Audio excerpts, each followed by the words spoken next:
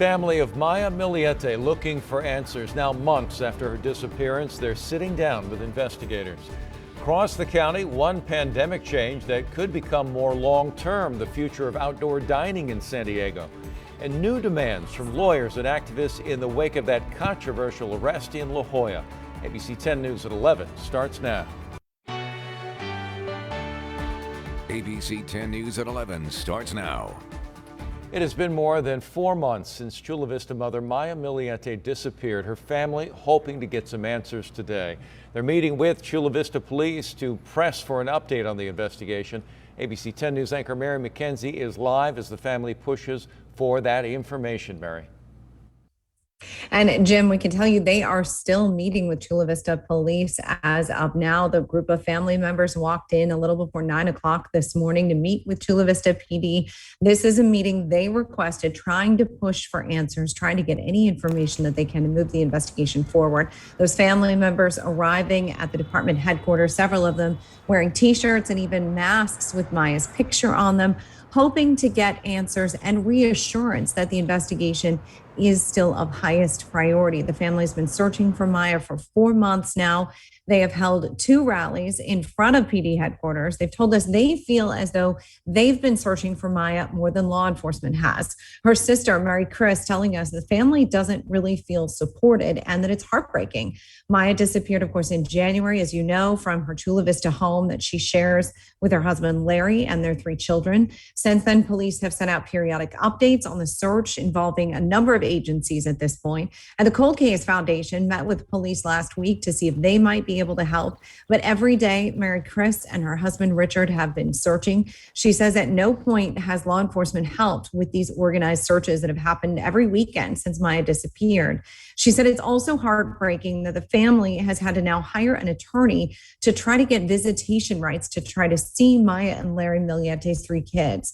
When the most recent search warrant was executed at the family home, Mary Chris says she called out to the children from the street below, but she has not seen them in 4 months. She believes that they're being told not to speak to family members on Maya's side of the family. So we will be hoping to get some information from the family as they wrap up this meeting here with Chula Vista Police. And of course, if we get that, we will bring that to you as soon as possible. Reporting live from home, Mary McKenzie, ABC 10 News. All right, Mary, thank you very much. Happening today, county and city officials will discuss extending outdoor dining permits for restaurants. ABC 10 News reporter Marie Cornell has more on why some businesses believe that they should become a permanent option. Even though the state is expected to fully reopen on June 15th, some restaurant owners are worried it will still take a lot to bounce back financially, and they're hoping that the outdoor dining permits will be extended, which is something the county and the city will discuss today. Without those patios, we would be dead in the water. So that was tremendously helpful. That's Johan Enman, the CEO of Rise and Shine Hospitality. He owns several restaurants in San Diego. Like many other business owners, Johan says it's been tough keeping up with all of the restrictions brought on by the pandemic, especially the limited capacity indoors. But even though the state is expected to fully reopen in a few weeks, he says it's essential they keep their outdoor dining options. Just because it opens up doesn't mean that right away everybody wants to go gather in large groups indoors. I want to get the okay from the county health folks. And County Supervisor Jim Desmond says he supports this permit extension. In his weekly video update, he talked about his efforts to keep outdoor dining, something Johan believes should become a permanent fixture in San Diego dining. Because you obviously don't want some rinky-dink temporary patios forever. If it's something that could become permanent, I can only speak for myself, but I would say considering a little bit larger of an investment to make it look a little nicer and obviously safe and to code would be perfectly fine by me. Marie Cornell, ABC 10 News. California sticking to its mask mandate until next month. The state, one of several that are holding off on adopting the CDC's latest recommendation, causing some confusion nationwide. Meanwhile, cases in the U.S. are trending downward. ABC's Elizabeth Schulze has the latest. With the U.S. making hopeful strides in the fight against COVID-19, a patchwork of policies from states and businesses lifting mask mandates is causing confusion. Some are maintaining a mask mandate and others are not. Dr. Anthony Fauci defending the CDC's guidance that fully vaccinated Americans can ditch their masks. Even if you have a breakthrough infection, the chances of your transmitting it to someone else is extremely low.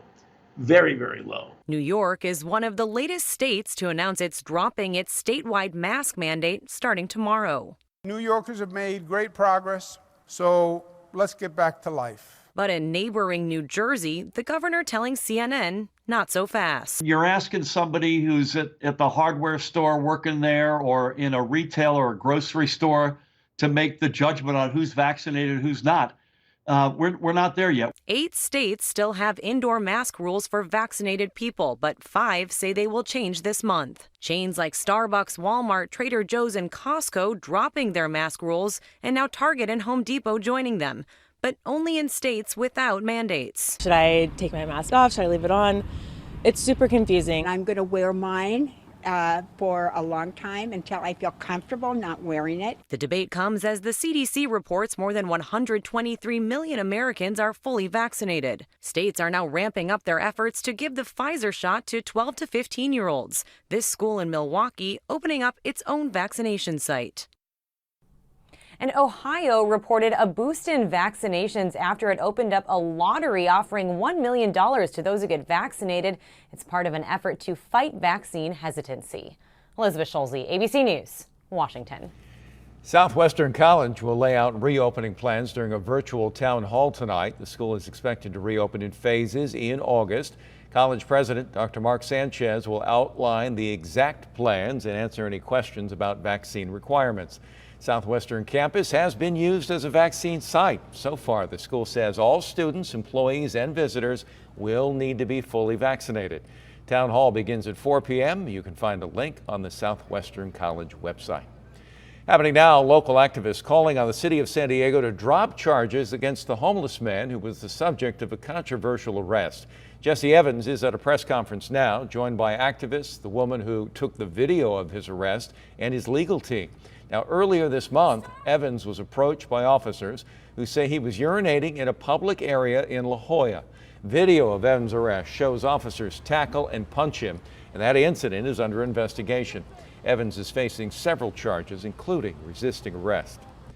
This morning, we're waiting to learn more from a court hearing for a teen accused of causing a deadly crash in Poway. 19-year-old Donald Farmer appearing in court this morning for a bail review. And we could get an update on his status or learn more about the case. Deputies say back in February, Farmer was speeding and under the influence of drugs when he crashed into a truck. Inside that truck, a father and son leaving baseball practice. Both of them were killed. Farmer facing a number of charges, including gross vehicular manslaughter. Firefighters recovering this morning after being injured while responding to a house fire overnight. Happened in Oceanside around 2 a.m. near College Boulevard and Highway 76. Fire crews arrived to find flames spitting out of the garage. 3 people inside the home were able to escape, and crews knocked down that fire within a few minutes. Firefighters' exact injury unclear, but it is described as minor.